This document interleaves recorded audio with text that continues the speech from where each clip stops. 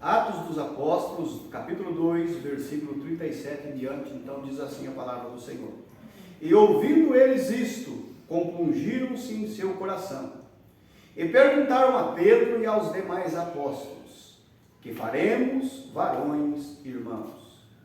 Disse-lhes Pedro: arrependei-vos, e cada um de vós seja batizado em nome de Jesus Cristo, para perdão dos pecados, e recebereis o dom do Espírito Santo, porque a promessa vos diz respeito a vós, a vossos filhos, e a todos os que estão longe, a tantos quantos Deus nosso Senhor chamar. E com muitas outras palavras, isto testificava e os exortava, dizendo: salvai-vos desta geração perversa. De sorte que foram batizados os que de bom grado receberam a sua palavra, e naquele dia agregaram-se quase 3.000 almas. E perseveravam na doutrina dos apóstolos, e na comunhão, e no partir do pão, e nas orações. E em toda a alma havia temor, e muitas maravilhas e sinais se faziam pelos apóstolos. E todos os que criam estavam juntos e tinham tudo em comum, e vendiam suas propriedades e fazendas, e repartiam com todos segundo cada um havia de lhes ter. E perseverando unânimes todos os dias no templo, e partindo o pão em casa, comiam juntos com alegria e singeleza de coração, louvando a Deus e caindo na graça de todo o povo. E todos os dias acrescentava o Senhor à igreja aqueles que se haviam de salvar. Amém. Os irmãos podem se assentar. Meus irmãos, hoje nós vamos meditar um pouco sobre a igreja primitiva, isto é, a igreja do Pentecostes. Antes de nós começarmos aqui a pregar textos bíblicos da Bíblia, eu quero ler aqui 2 parágrafos da mensagem de nosso profeta. Na mensagem à era de Éfeso, na página 53 da exposição das eras, olha o que diz aqui o mensageiro. Era de Éfeso, página 53 da exposição das eras. Ele diz: a verdadeira igreja sempre procurará ser como a original no Pentecoste. A verdadeira igreja de hoje procurará se aproximar daquela primeira igreja primitiva. Amém. E os mensageiros para as igrejas, tendo o mesmo Espírito de Deus neles, tentarão se aproximar do apóstolo Paulo. Eles não serão exatamente como ele, mas os verdadeiros mensageiros serão aqueles que chegam mais próximo do apóstolo Paulo, o qual era livre de todos os homens, totalmente rendido a Deus, e divulgava somente a palavra de Deus, e manifestava o Espírito Santo em poder. Nenhum outro satisfaria. Você tem que trabalhar a partir do original. Assim como semelhante gera semelhante, a verdadeira igreja será sempre aquela que procurará seguir os passos de seus fundadores no Pentecostes, e seus mensageiros seguirão o apóstolo Paulo, o primeiro mensageiro para a primeira era da igreja. É tão simples e tão maravilhoso. Então, aqui nos diz o irmão Brana que a igreja verdadeira de hoje, para ela ser a verdadeira igreja, ela procurará ser igual à igreja do Pentecoste, aquela ali que se iniciou com os apóstolos. Também na revelação de Jesus Cristo, aqui na exposição, na página 5, ele continua: assim Satanás sabe seguramente que a igreja original em Pentecostes, com o poder de Deus, Marcos 16 em ação, é a verdadeira igreja que Jesus Cristo reclama como sua. Tudo mais é falso tem que ser. A igreja verdadeira lá do Pentecoste é aquela que ele reclama como sua. Tudo mais é falso, diz o profeta. Agora recordem isso. Cristo na verdadeira igreja é uma continuação do livro de Atos. Aleluia. Cristo na verdadeira igreja é uma continuação do livro de Atos dos Apóstolos. Meus amados irmãos, a igreja de Jesus, ela não é uma organização religiosa, não é uma denominação, pois Deus, ele não aprova o sistema denominacional. Ele é contra o sistema denominacional. Leia a mensagem porque nós não somos uma denominação. Também, leia a mensagem também porque não somos uma organização, uma igreja organizada. Meus amados irmãos, a igreja de Jesus é o corpo de Cristo. Aqui no livro de Atos dos Apóstolos, nós encontramos, na passagem que nós lemos, 3.000 pessoas que foram batizadas em nome de Jesus Cristo, após eles terem ouvido o discurso do apóstolo Pedro. Pedro discursou sobre o capítulo 2, porque aqueles 120 que estavam no cenáculo, eles haviam recebido o Espírito Santo. No versículo 4 do capítulo 2, a Bíblia diz: e todos foram cheios do Espírito Santo, e começaram a falar em outras línguas, conforme o Espírito Santo lhes concedia que falassem. Então, quando esses 120 receberam o Espírito Santo, foram cheios do Espírito Santo, e começaram a falar em outras línguas, todos aqueles povos que ali estavam, ali tinha pessoas de 17 nações, ali tinha pessoas da Mesopotâmia, da Capadócia, da Judéia, da Ásia, da Frígia, da Panfilha, enfim, 17 nações estavam ali reunidas. E todos aqueles homens, eles ouviram aqueles 120 galileus falar em línguas, e eles entenderam em seu próprio idioma. Há quem negue isto, dizendo que o que os 120 falaram foram idiomas humanos, dizendo que o que eles falaram foi idioma da terra. Não, Senhor. Eles falaram numa língua desconhecida que o Espírito Santo falou em sua boca. Aqueles homens que estavam ali das nações, eles entenderam em seus idiomas, mas a língua na boca dos galileus, dos 120 ali, eram línguas desconhecidas. No versículo 11 do capítulo de número 2, se nós tomarmos aqui a partir do versículo 7, diz assim: e todos pasmavam e se maravilhavam, dizendo uns aos outros: pois que não são galileus todos estes homens que estão falando? Como, pois, os ouvimos cada um na nossa própria língua em que somos nascidos?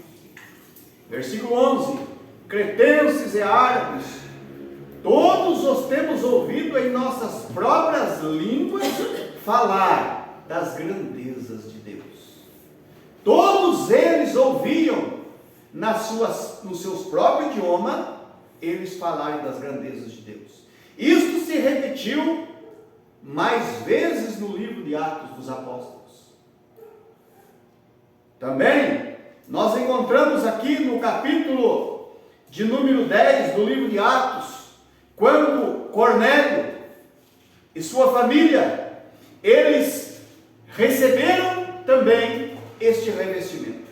Nós entendemos que não é idioma humano, pelo capítulo 10 e o capítulo 11 de Atos, quando Pedro, ele se justifica de ter batizado a casa de Cornélio. E ele diz assim: como que eu poderia recusar a água para batizar estes, que também, como nós, recebeu o Espírito Santo, como nós, lá no princípio, se referindo ao Pentecostes.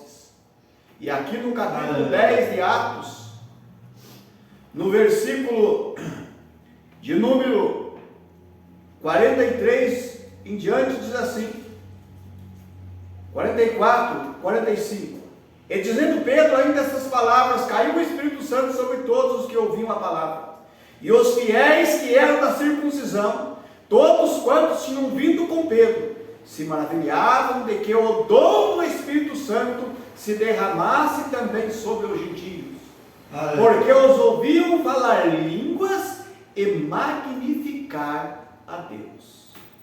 Veja que lá no versículo 11 do capítulo 2, aqueles homens disseram assim: nós os ouvimos eles magnificar, falar das grandezas de Deus nessa língua desconhecida.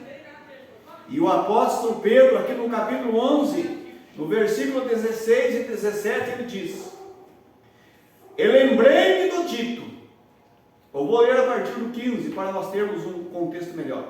E quando eu comecei a falar, caiu sobre eles o Espírito Santo, como também sobre nós ao princípio. Veja bem, ele está citando Atos 2. E lembrei-me do dito do Senhor, quando disse: João certamente batizou com água, mas vós sereis batizados com o Espírito Santo. Portanto, se Deus lhes deu o mesmo dom que a nós, quando havemos crido no Senhor Jesus Cristo, quem era então eu para que pudesse resistir a Deus? Então, meus amados irmãos, esta igreja do Pentecoste, a igreja primitiva, que se iniciou com estes 120, o profeta diz assim que estes 120 incendiaram a Palestina e a Europa, e isto se alastrou pelo mundo inteiro. Nós encontramos que os sinais acompanhavam esta igreja. O profeta diz na mensagem: porque sou um santo rolador. Porque lá nos Estados Unidos, nos dias de irmão Branham, tinha um apelido que os ímpios, os incrédulos colocavam nos crentes que criam no poder, na manifestação, na cura divina, na manifestação do Espírito Santo. Irmão Branham diz assim: nós somos chamados de santo rolador. E ele explicou que a diferença, ele diz nessa mensagem, a diferença entre o verdadeiro e o falso, ele vai dando o exemplo, meus amados irmãos, do verdadeiro e do falso. Ele diz que ambos são fundamentais, ambos falam a palavra na mecânica, ambos são fundamentalistas. A diferença é o poder e os sinais. Ele aplicava isso no ministério dele. Ele dizia que isso não era só para ele, não. Isso está no corpo. Nós lemos aqui, aonde o profeta diz nas Eras, que a igreja verdadeira é Marcos 16 em ação. Quem crer e for batizado será salvo, quem não crer será condenado. E estes sinais seguirão aos que crerem. Em meu nome expulsarão demônios, falarão novas línguas, porão as mãos sobre os enfermos e os curarão. Se beberem alguma coisa mortífera, não lhes fará dano algum. Então, o poder e os sinais acompanhavam aqueles apóstolos. Aqui no capítulo de número 5 do livro de Atos, olha o que diz a palavra. Versículo 12, 14, 15 em diante. Diz assim: e muitos sinais e prodígios eram feitos entre o povo pelas mãos dos apóstolos, e estavam todos unanimemente no alpendre de Salomão. Quanto aos outros, ninguém ousava juntar-se com eles, mas o povo tinha-os em grande estima.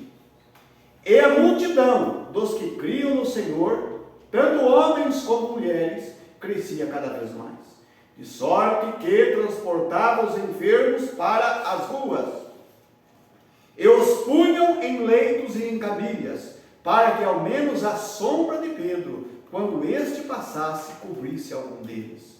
E até das cidades circunvizinhas concorria muita gente a Jerusalém, conduzindo enfermos e atormentados de espíritos imundos, os quais todos eram curados. Este é o evangelho apostólico. Não é apenas a dinâmica, não é apenas a letra da doutrina, não. Os sinais têm que acompanhar, o poder tem que acompanhar. Nós servimos a um Deus poderoso. O nosso Senhor Jesus Cristo, Ele tem poder para libertar o endemoniado, Ele tem poder de curar qualquer tipo de doença. Irmão Branda disse que uma vez, um certo evangelista, ele foi até a Índia fazer uma campanha evangelística. Esse evangelista, ele já partiu também. Ele era dos dias ali do tempo de irmão Brana, 9 anos mais novo do que o profeta. E ele, ali na Índia, ele foi desafiado por aqueles homens para dar visão a um cego. E diz que ele pegou o avião e voltou embora, porque ele não tinha este dom. O profeta disse assim, que se ele fosse humilde o suficiente, ele diria para aqueles homens: eu não posso fazer isso porque eu não tenho este dom, porque o dom dele era outro dom. Mas no corpo de Cristo, que é a igreja, tem um que tem, que seria o irmão Branham, naqueles dias. E este evangelista sabia do dom do profeta. Se ele fosse humilde o suficiente, ele diria: não, eu não tenho este dom. Mas no corpo, na igreja, tem um que tem. E buscasse, tanto que depois, passado algum tempo, irmão Branham foi até ali, aquele lugar. E diante ali, se eu não me engano, parece que 500 mil muçulmanos. Ele desafiou aqueles maometanos, ele disse assim: se o Jesus que eu prego der visão para este cego, vocês abandonam o seu profeta Maomé e aceitam a Cristo como seu Salvador. 30 mil vieram a Cristo naquele dia, quando o cego enxergou. Deus deu a visão ao cego. O dom está no corpo, está na igreja, irmãos. A igreja, ela é um corpo constituído de muitos membros. O dom da cura divina está também na igreja. Hoje somos a mesma igreja do Pentecoste. Amém. Nós cremos no batismo em nome do Senhor Jesus Cristo, porque isso é apostólico. Atos 2, 38, Atos 8, 12, 16, Atos 10 e 48, Atos 19, do 1 ao 7, Atos capítulo 22, do 12 ao 16, Romanos capítulo 6, do versículo 1 até o 6, Gálatas 3, versículo 27. Mas nós cremos também no poder de Deus. Marcos 16, na igreja. Olha, meus amados irmãos, vamos ver aqui mais um texto da palavra do Senhor. Aqui no capítulo de número 9 da palavra do Senhor, nós encontramos que quando o apóstolo Paulo, que ainda era o Saulo de Tarso, ele teve um encontro com o Senhor Jesus no caminho para Damasco. Ele encontrou com Cristo, que havia retornado à sua forma original, a sua verdadeira forma lá no céu. O profeta diz que ele voltou a ser a coluna de fogo. Ele foi a coluna de fogo, o anjo do concerto lá no deserto com Israel, o anjo do pacto. Ele se encarnou, o verbo se encarnou. E quando ele voltou ao céu, ele voltou a ser essa coluna de fogo. E Paulo encontrou com ele no caminho de Damasco. E então, diz a palavra do Senhor, no versículo 3, o 4, o 5. E indo no caminho, aconteceu que, chegando perto de Damasco, subitamente o cercou um resplendor de luz do céu.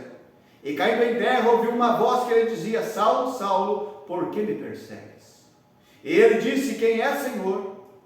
E disse o Senhor: Eu sou Jesus, a quem tu persegues. Duro é para ti recalcitrar contra os aguilhões.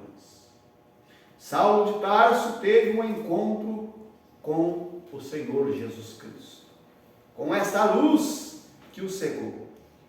E após Ananias ter orado por ele, no versículo 17 ou 18, diz que ele foi batizado após ele voltar a enxergar.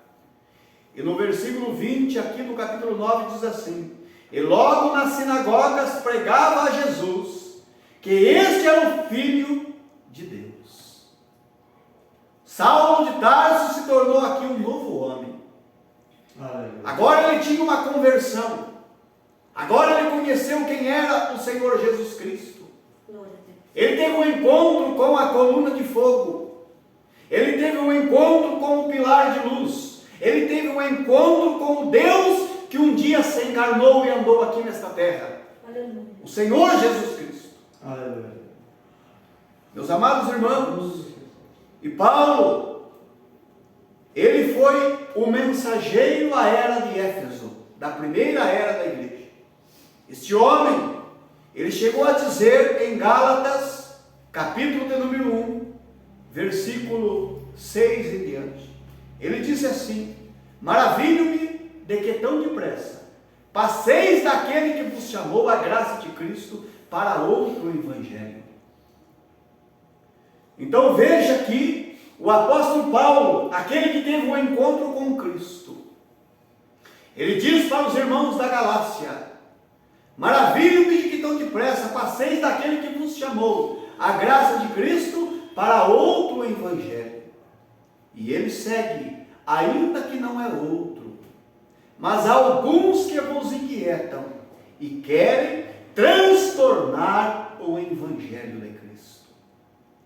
Veja se isso não é um quadro dos dias em que nós estamos vivendo hoje. Pessoas que foram chamadas à graça de Cristo, passando para outro evangelho, não o evangelho de Paulo, não o evangelho apostólico, o evangelho pregado por Pedro, por Simão, pregado por Mateus, pregado por Barnabé, pregado por Silas, pregado por João. Meus amados irmãos, há quem diga: eu fico com Jesus, não com os apóstolos, quando se refere ao batismo nas águas, se referindo a Mateus 28 e 19. Há quem diga: eu fico com Jesus. Será que os apóstolos, eles desobedeceram ao Senhor Jesus Cristo? Pois eles receberam uma ordem direta do Senhor Jesus Cristo.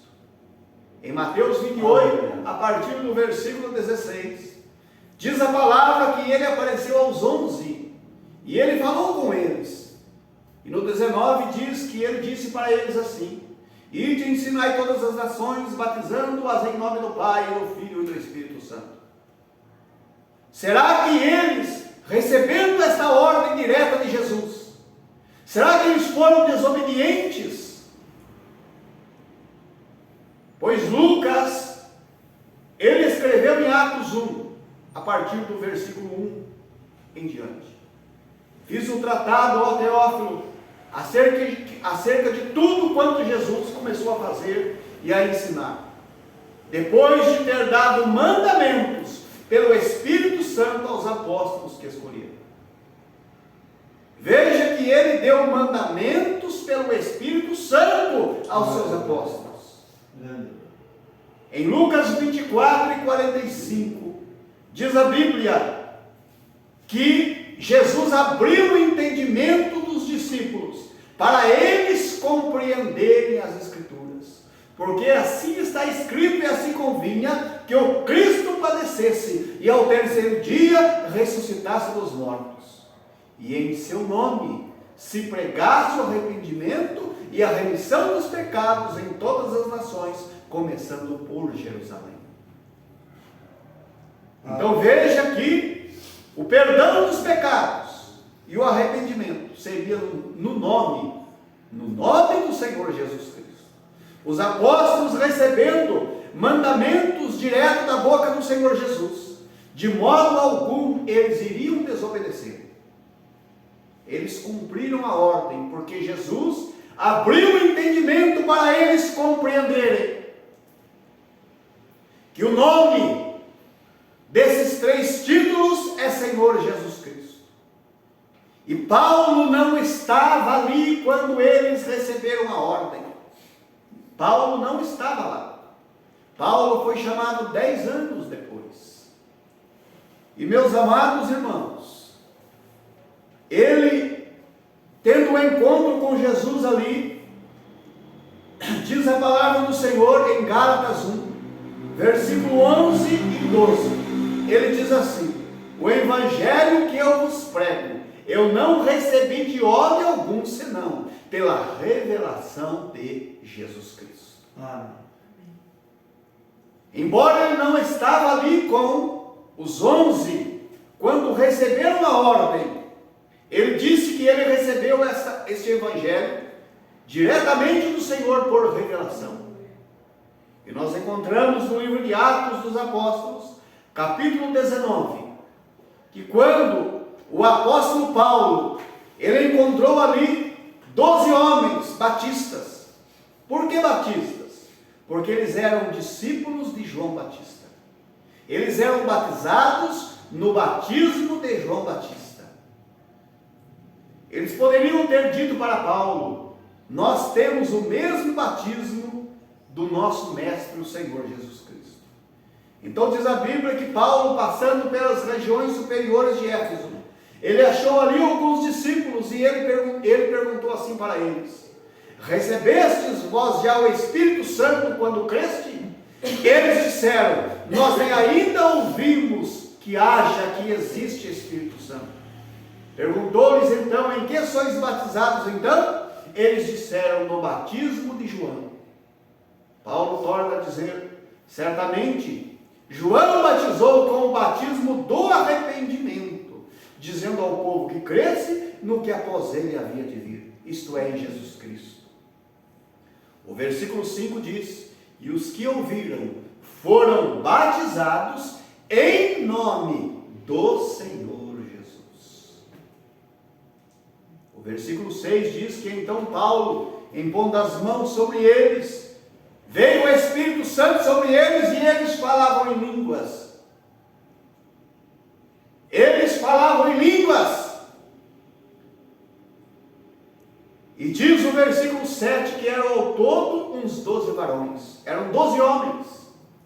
Meus amados irmãos, o apóstolo Paulo então, recebendo esse evangelho, evangelho santo, evangelho puro, evangelho genuíno, que tem a mecânica, que tem a palavra, a doutrina, a sã doutrina, a doutrina verdadeira, mas tem também a dinâmica, tem o poder, tem os sinais.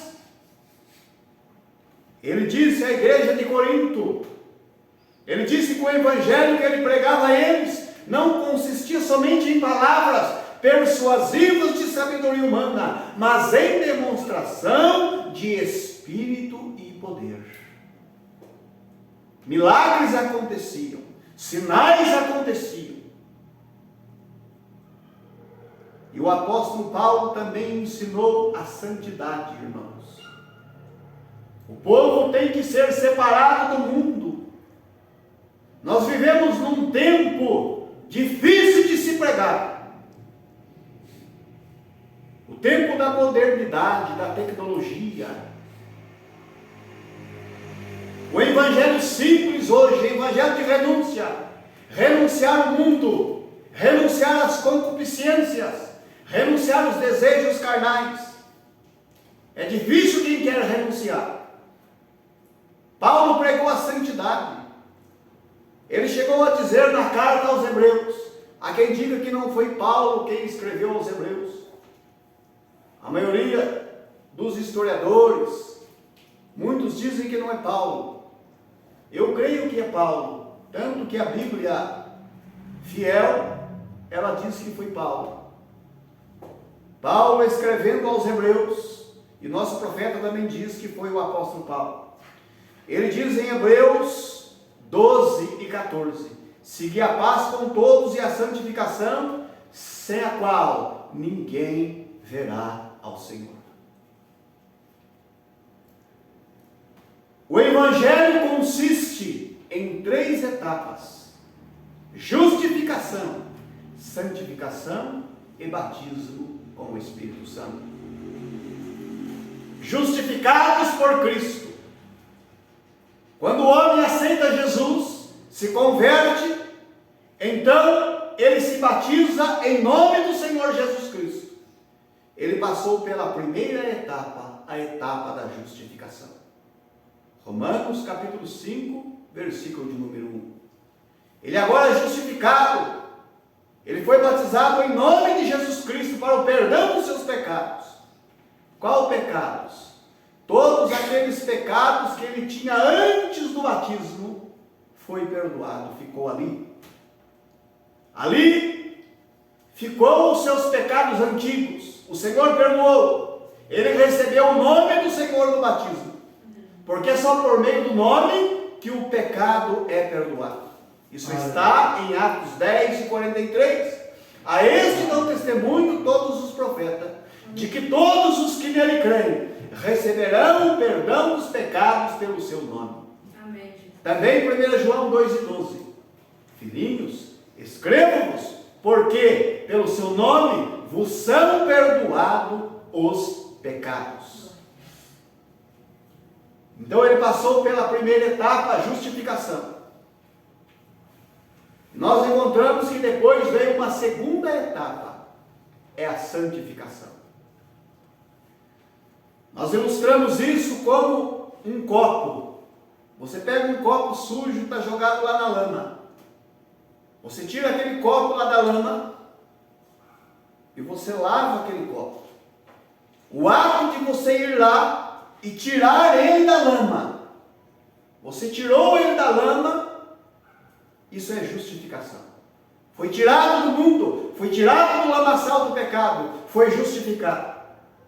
A próxima etapa é a santificação.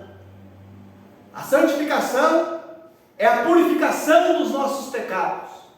Você vai buscar a santidade, orando, jejuando, pedindo perdão a Deus, se humilhando nos pés do Senhor, se apartando das coisas do mundo, se apartando dos vícios, da bebida, do álcool, das drogas, do cigarro.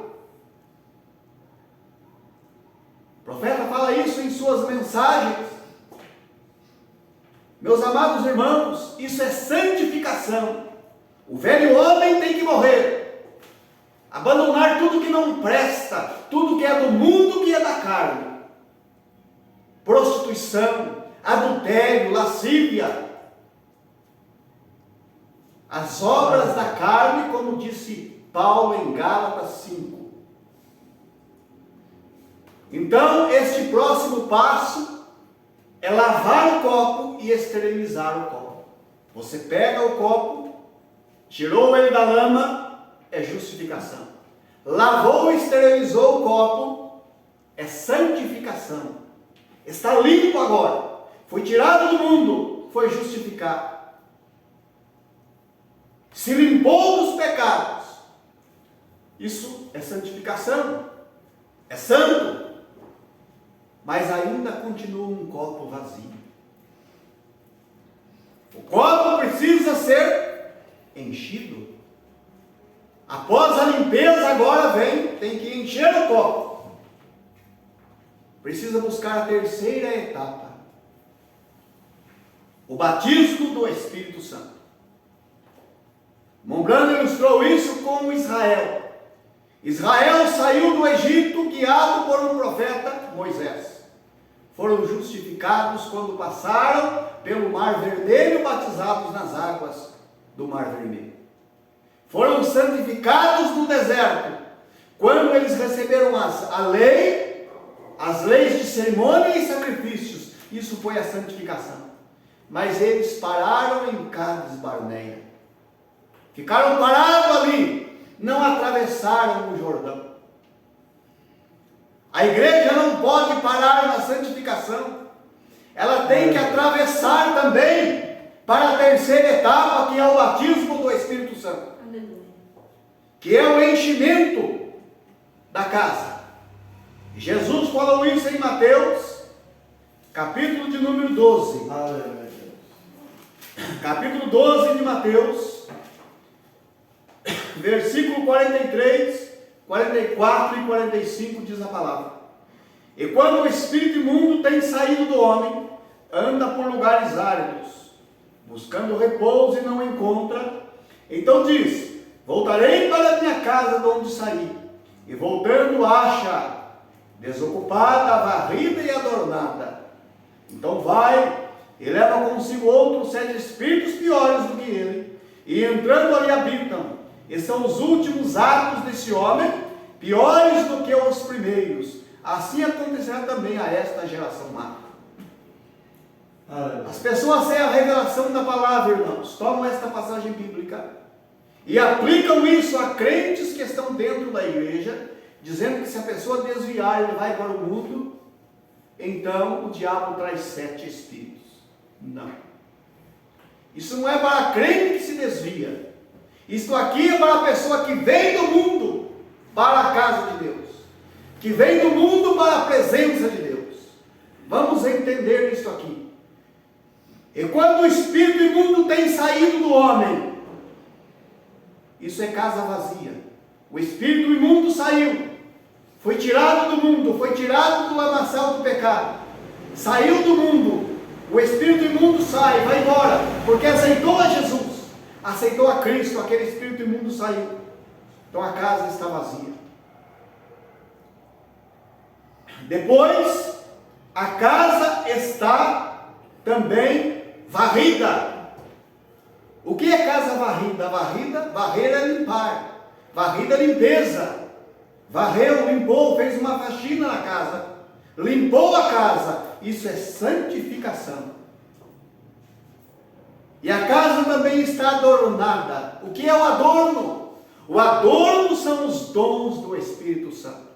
Amém. Os dons espirituais. Mas veja que a casa ainda continua vazia. Aí diz que se ele volta e encontra a casa vazia, a casa está desocupada, porque o espírito imundo foi embora. A casa está varrida, está santinha, é um santo na casa de Deus. E a casa está adornada, a pessoa está cheia dos dons. Mas o espírito imundo ele volta e encontra aquela casa ainda desocupada. Ele traz depois consigo 7 piores. E entrando no estado daquela pessoa, é pior do que o primeiro estado. A casa tem que ser preenchida, irmãos, pelo Espírito Santo. É o batismo do Espírito Santo. É o Espírito Santo quem faz a diferença. Amém. O profeta diz assim na mensagem: o lugar de adoração escolhido por Deus. Ele diz: você pode ser batizado em nome de Jesus Cristo 100 vezes. Se você não tem o batismo com o Espírito Santo, isso de nada adianta para você. Ele diz que sem o batismo do Espírito Santo não existirá rapto, não existirá rapto da noiva. Precisamos do selo do Espírito Santo, pois o selo é o Espírito Santo. Aleluia. Há quem diga que o selo de Deus é o sábado. Não existe tal escritura. Muito embora em Êxodo, capítulo de número 31, versículos 13, 14, 15 e 16, Deus disse que o sábado serviria de sinal entre ele e a nação de Israel, entre ele e a nação de Israel, como sinal perpétuo para sempre. Aleluia. Então o sábado é um sinal entre Deus e a nação israelita. Ele também diz em Ezequiel 20, falando com a casa de Israel, que o sábado era sinal entre ele e aquela nação. Mas quando Cristo veio, o sinal hoje, o selo hoje para nós, é o Espírito Santo. A pessoa sem o Espírito Santo, irmãos, ele não está no corpo ainda. Quem nos coloca no corpo é o Espírito Santo. No corpo noiva, no corpo igreja. 1 de Coríntios, capítulo 12, versículo 13. Por um Espírito sois batizados, formando um corpo. Aleluia. Uma igreja cheia do Espírito Santo, dotada de todos os dons espirituais. Ela fala em línguas, tem dom de profecia, tem dom da sabedoria, tem dom da ciência, enfim, 9 dons espirituais. Mensagem e restauração da árvore noiva. O profeta diz que os 9 frutos são os 9 dons do Espírito Santo.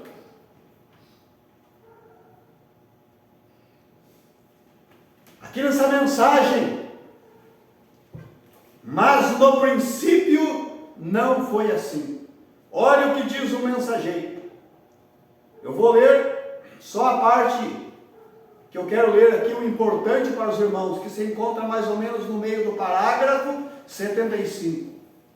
Primeira videira trouxe um galho, e ele era um galho pentecostal. Quando ele diz a primeira videira, é a primeira igreja.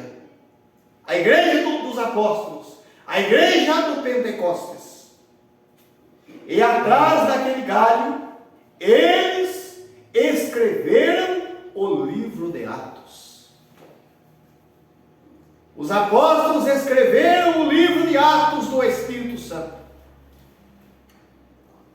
E aqui ele segue. E é isto correto, irmãos? Se aquela videira alguma vez produzir outro galho, olha bem, outro galho, será um galho pentecostal que escreverá um livro de Atos após si. Se nós somos um galho daquela igreja primitiva, o profeta diz: escreveremos um livro de Atos novamente. O poder na igreja, o Espírito Santo na igreja, uma igreja dotada de dons espirituais. Ela profetiza, ela fala em línguas, cura divina. É isto que é a igreja do Senhor, irmãos. Jesus, ele disse em João 14 e 12: quem crê em mim fará as obras que eu faço, e fará obras maiores do que eu fiz. O profeta diz, e mais. Quando ele diz mais, não é no sentido de em grau maior, mas em números maiores. O ministério de Jesus está na noiva. O ministério de Cristo segue na noiva. Amém, meus amados irmãos? Amém. Palavra maravilhosa, né? A igreja do Pentecostes, igreja primitiva. Amém? Chegamos ao termo de mais uma pregação. Vamos entrar agora aqui no outro ato deste culto, o ato da Santa Ceia. Nós vamos participar da ceia do Senhor nesta noite, graças a Deus, né?